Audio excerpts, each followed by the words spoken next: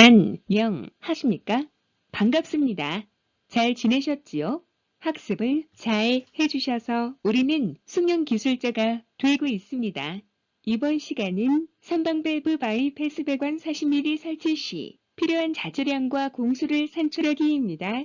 도면으로부터 배관 자재와 관보속을 산출하고 노무량을 구하여 노무비를 산출하여 내역서를 작성할 수 있는 응용 작업을 하도록 하겠습니다.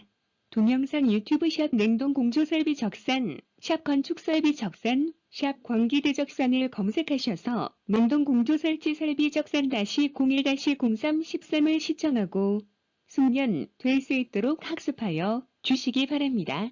우리가 충분히 자율학습을 하면 취업 후 실무 작업 시 설계, 시공, 공무 등을 할 때 배관, 덕트, 소방의 도면을 작성, 시공, 보수하게 됩니다. 이때 바이패스 배관이 별도 확대 도면으로 제공되지 않더라도 물량과 노무량을 산출하여 내역서를 작성할 수 있는 직무 능력이 향상되어 실무 업무에 적용하실 수 있습니다. 유튜브 샵 냉동공 조설비 적산, 샵 건축 설비 적산, 샵 광기대 적산으로 검색하여 주세요. 모바일, 핸드폰에서 보시기 편리하도록 새로 보기로 제작하여 편리합니다. 충분한 이해가 되도록 반복 학습하여 주시기 바랍니다. 좋아요, 구독하기, 예약하기를 눌러주시기 바랍니다. 보완하고 업데이트하여 새로운 기술 자료를 꾸준히 보실 수 있게 노력하겠습니다. 다음은 권기대 교수님께서 수업을 진행하여 드리겠습니다. 교재를 펴주세요. 이번 장은 선방 밸브 바이패스 배관 40mm 설치 시 필요한 자재량과 공수를 산출하기입니다. 배관은 동관 L타입이며 보온재는 고무 발포 보온재 32mm 두께로 하고 마감은 하지 않습니다. 동관은 K, L, M 세 가지 타입이 있으며 K타입은 의료용, L타입은 일반용, M타입은 기타용으로 쓰이며 설비 배관과 냉동 배관은 L타입이 사용됩니다.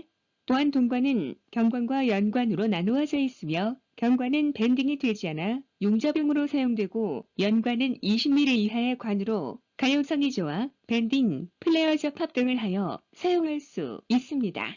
물량 집계표와 노무량 집계표, 내역서를 작성하기 전 물량 산출 근거서를 작성하도록 하겠습니다. 선방 밸브 바이패스 배관 40mm를 동관 재질 나사식이음으로 작업하도록 하겠습니다. 메인 배관은 40mm이며 기능 밸브인 차압유량 밸브는 메인 배관보다 한 치수가 작은 32mm 규격입니다.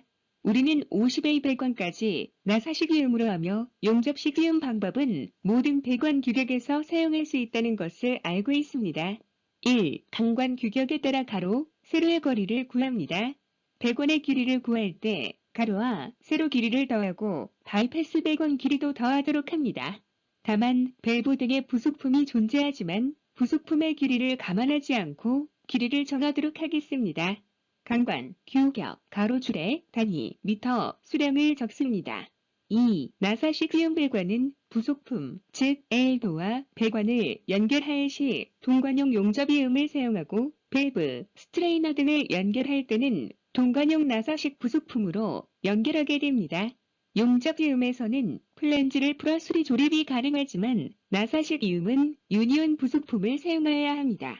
게이트 밸브와 글로브 밸브는 황동 재질입니다. 패킹이 누락될 수 있으나 적산에서 패킹을 산출하지 않더라도 공사를 시행할 시에는 접재를 비해서 감안하여 구입하여야 합니다.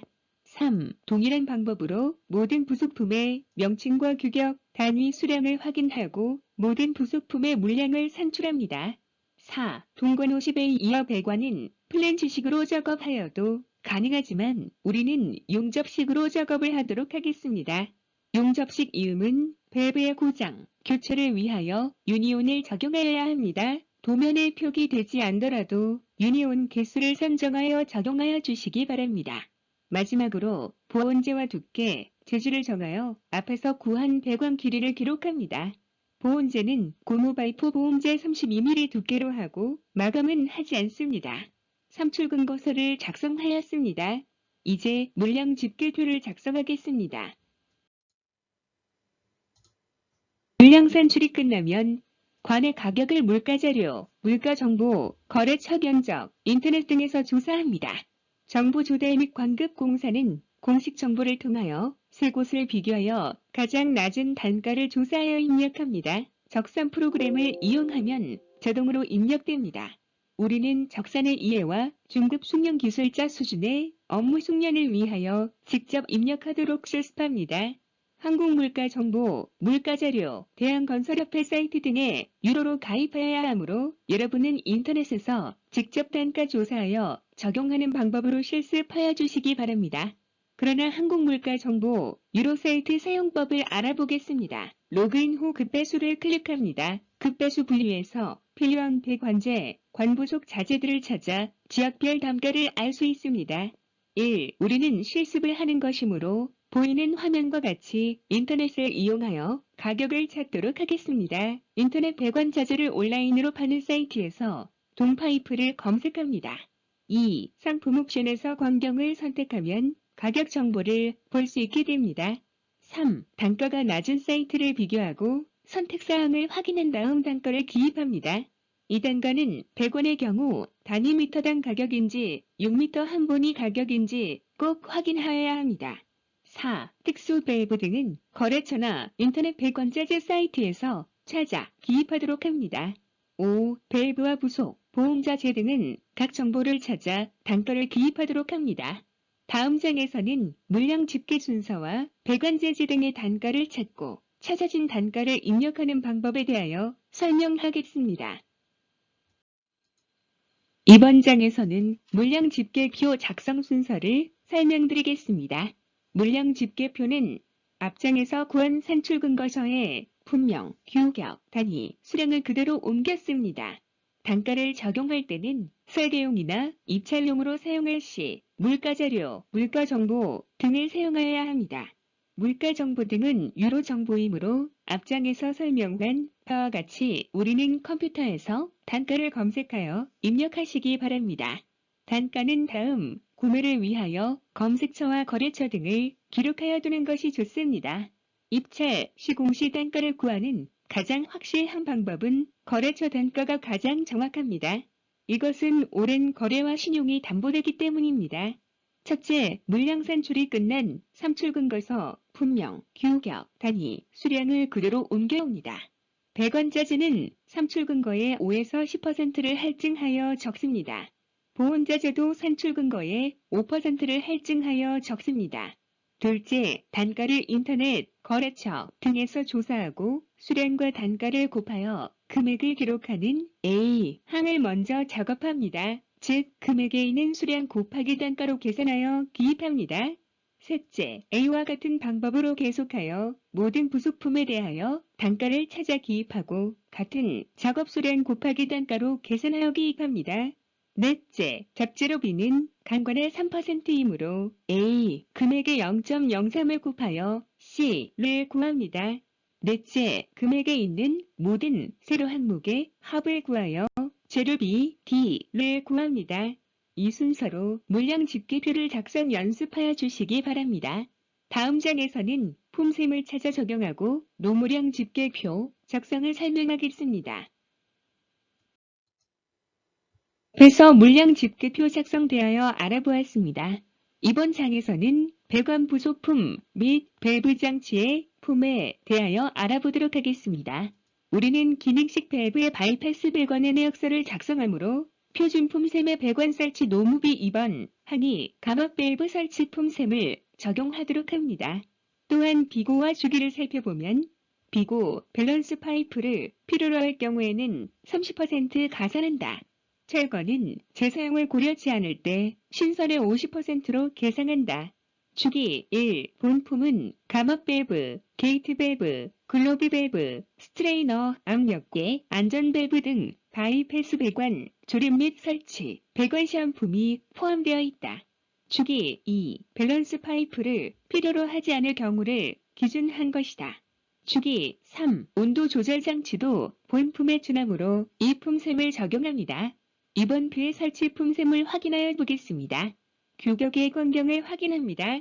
배관공의 품을 확인하여 노무량 집계표 배관공 품셈에 적용합니다. 다음으로 보통인부의 품을 확인하여 노무량 집계표의 보통인부 품셈에 적용합니다. 보온재 노무량입니다. 배관의 규격별 보온재의 두께를 확인하고 노무량 집계표의 보온품에 적용합니다. 배관의 규격별 보온재의 두께에 보통인부의 품을 확인하고 노무량 집계표 보통인부 품셈에 적용합니다.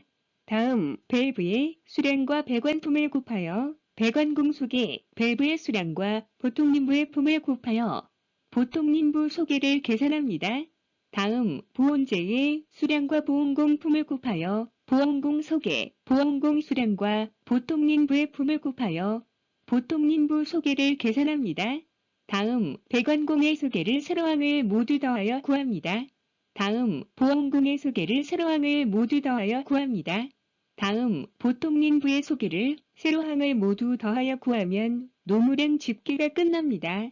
일반 밸브 및 콩류 설치품과 감압 밸브 장치 설치품 중 감압 밸브 장치 설치품을 적용하면 빠르게 노무량 집계표를 작성할 수 있습니다. 이렇게 바이퍼스 배관 작업을 하나로 하여 품을 정리하고 재료비까지 정리된 것을 1위 대가라고 합니다.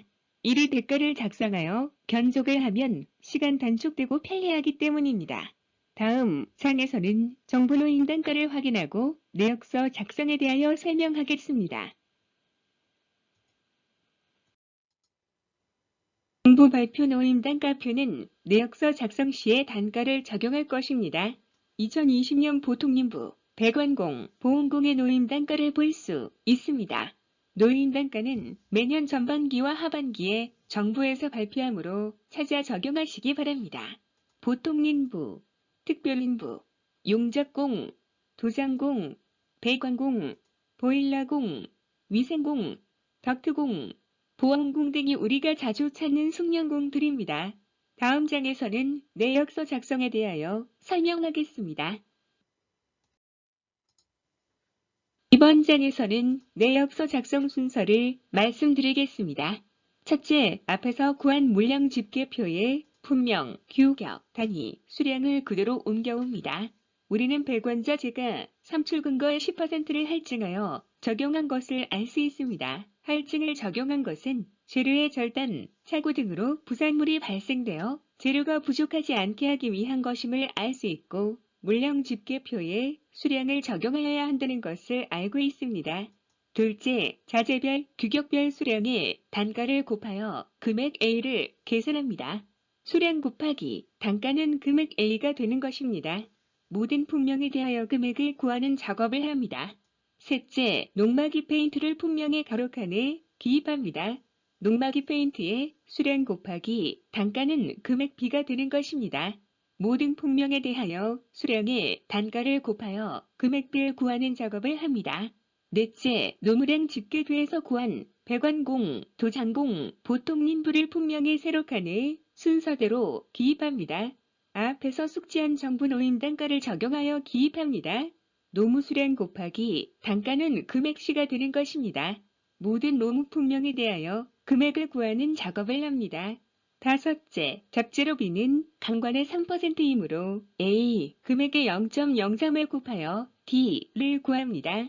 여섯째, 금액에 있는 모든 재료비 세로 항목의 합을 구하여 재료비 합 2를 구합니다.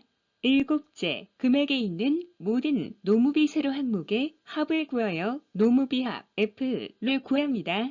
여덟째, 재료비 합 2와 노무비 합 F를 더하여 내역서 작성을 완성합니다.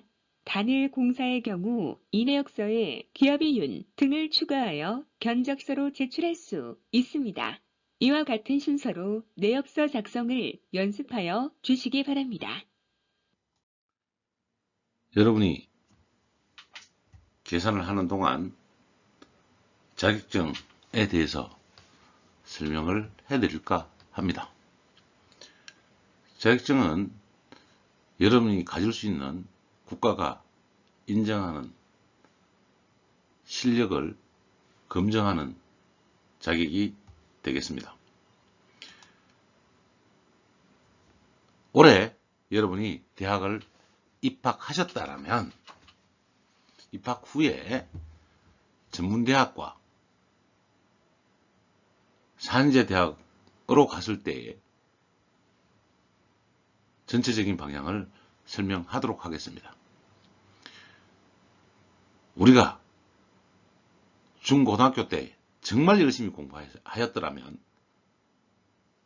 산재 대학을 선택할 수도 있었겠으나 여러분하고 좋은 인연으로 만나게 되었으며 두 길을 선택한 것에서 기술인으로 살아가면서 필요한 것에 대하여 말씀을 드리고자 하는 것입니다.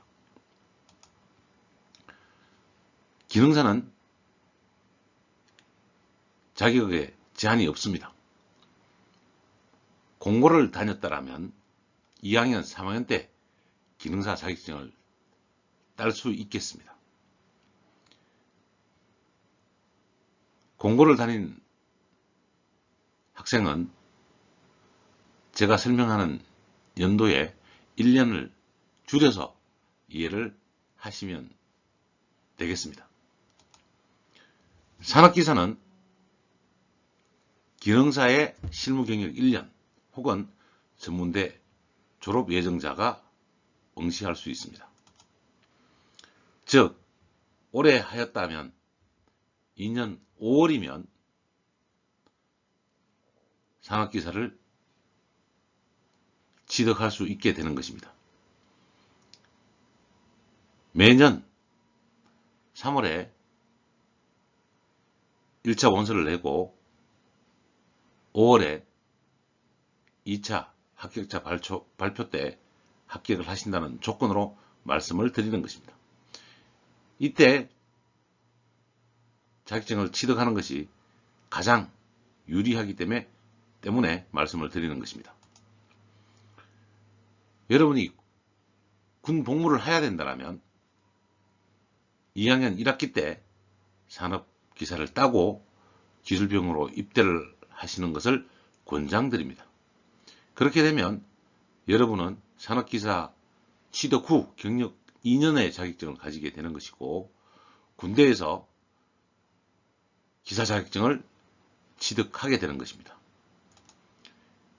즉 3년 후 12월이면 5월 지나서 시험을 봐서 12월이면 기사 시험을 취득하게 되는 것입니다. 이 방법이 가장 빠르게 여러분이 기사 자격증에 도전하게 되는 것이고요. 전문대에 들어와서 만 3년이면 기사 자격증을 취득하게 되는 것입니다. 그리고 여러분이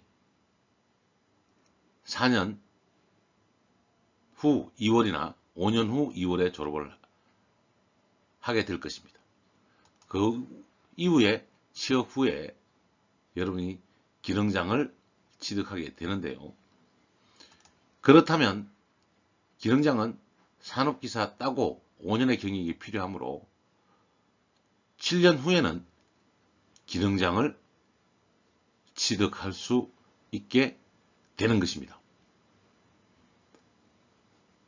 산업기사는 기능장을 취득할 수 있지만 기사 자격만으로는 기능장을 취득할 수가 없습니다.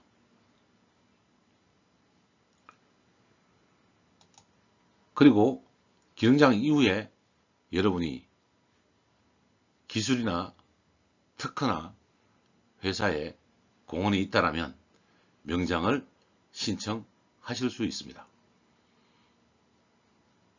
명장을 신청해서 어려운 과정을 거치고 나면 여러분은 사회에 우뚝 설 수 있습니다. 또한 5년 경력이 있으면 기술사 시험을 응시하고 가장 빠른 나이에 기술사를 취득하게 되는 것입니다. 여러분이 올해 취업하였다면 7년 후에는 기술사가 될 수 있는 자격 조건은 갖춰집니다. 여기서 기능장은 시험의 범위가 좁으므로 기능장이 훨씬 빠를 수 있습니다. 시험 준비는 기술사와 기능장을 동시에 하되 기능장 시험에 응시하셔서 기능장이 먼저 되는 것이 더 좋은 판단이 되는 것입니다. 여러분이 올해 4년대에 입학하셨다면 여러분은 기술사 시험까지 약 9년의 시간이 필요하게 되는 것입니다. 공고를 나왔다면 실무경력이 있어야 되므로 대학에서 사용할 수가 없게 되는 것입니다. 그리고 군 3학년 때 자격증을 산업기사를 딸 수 있으면 따고 군경을 가는 게 좋겠고요. 산지에서 자격증을 4학년 때 기사시험을 따면 군경력 없이 여러분이 졸업하게 되는 것입니다. 4년 2월에 졸업을 한다면 9년 12월에 기술사를 취득하게 되는 것입니다. 여러분이 어떤 과정에 있던 기술사 취득을 목표로 하는 것이 가장 중요한 것입니다. 자격증에 대해서 문의를 해옵니다. 어떤 자격증이 좋으냐고. 자격증에 좋고 나쁨은 없습니다. 그러나 여러분이 전공하고 있는 가장 잘 알고 있는 자격증을 가장 먼저 따는 것이 가장 유리하기 때문입니다. 산업기사를 건축설비나 공조냉동을 가장 빠르게 딴다라면 그 이후에 기사는 공조, 설비, 기계, 가스, 소방 등의 기사 자격을 취득하게 되는 것이므로 가장 먼저는 산업기사 하나를 먼저 따는 것이 집중해서 선택하는 것이 가장 중요하다고 말씀을 드리는 것입니다. 그 이후에 기사 자격증은 여러분이 시간이 되는 대로 그 이후에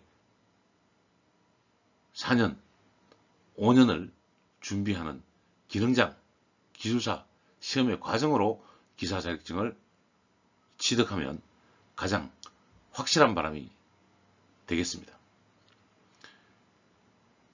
자격증을 취득하라고 하는 가장 큰 이유는 같은 일을 하고도 좀 더 많은 급여를 받고자 하는 것입니다.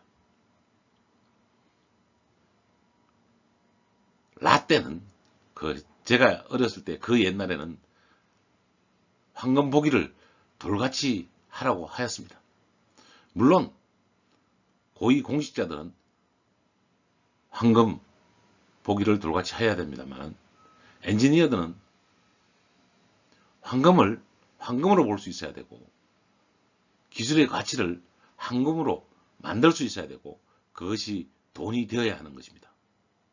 같은 일을 하고 돈을 많이 벌면 나에게 주어진 시간이 훨씬 많음을 알 수 있게 되고 그 많은 시간을 여러분 기술 개발에 투자를 하고 여러분 기술이 돈으로 만들어지는 방법을 선택해야 되는 것입니다. 우리가 기술을 배우고 직무 능력을 올리는 이유는 기술이 우리의 행복을 담보하여 주기 때문이라고 저는 말씀드리고 싶습니다. 기술만 가지고 있다고 돈이 되지는 않습니다. 그러나 기술이 있는 사람이 돈을 버는 방법을 찾기가 훨씬 쉽다는 것을 알려드리고 싶은 것이 제 바람이기 때문입니다. 문제를 계산을 다 하고 문제를 풀어가는 과정을 계속하여 주시기 바라며 어느 날 같은 기술사로서 여러분을 만나고 여러분이 같은 기술사 입장에서 기술을 조언해 주시는 날이 오기를 간절히 기원합니다.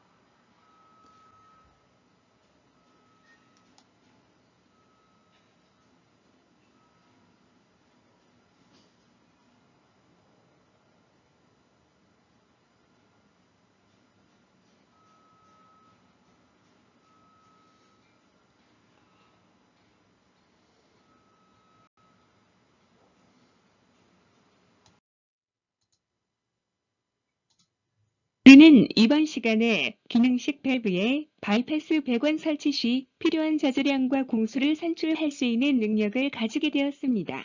도면에서 배관 자재와 관보속을 산출하고 노무량을 구하여 노무비 산출과 내역서를 작성할 수 있는 응용 작업을 학습하였습니다. 우리는 평면도를 이해하고 표현되지 않는 바이패스 배관의 여러 부속품의 규격과 수량을 확인하였습니다. 도면은 현장에서 시공하기에 완벽하여야 합니다. 모든 것을 표현하면 도면이 복잡하여 이해하기가 더욱 어려울 수 있습니다. 도면을 설계할 때 약속된 부분은 제외하고 작업을 하게 됩니다. 우리는 이런 약속을 이해하기 위하여 도면을 이해하는 방법을 배우는 것입니다. 여러분이 설계를 할 때나 시공을 할 때 약속을 기억하고 이해함으로써 숙련된 기술자가 되는 것입니다. 적산 업무의 가장 기본인 물량 산출을 하기 위한 도면을 파악하고 이해하여 업무의 숙련도를 키워야 합니다. 바이패스 배관이 별도의 확대 도면으로 제공되지 않더라도 물량과 노무량을 산출하여 내역서를 작성할 수 있는 직무 능력이 향상되어 실무 업무에 적용하실 수 있습니다.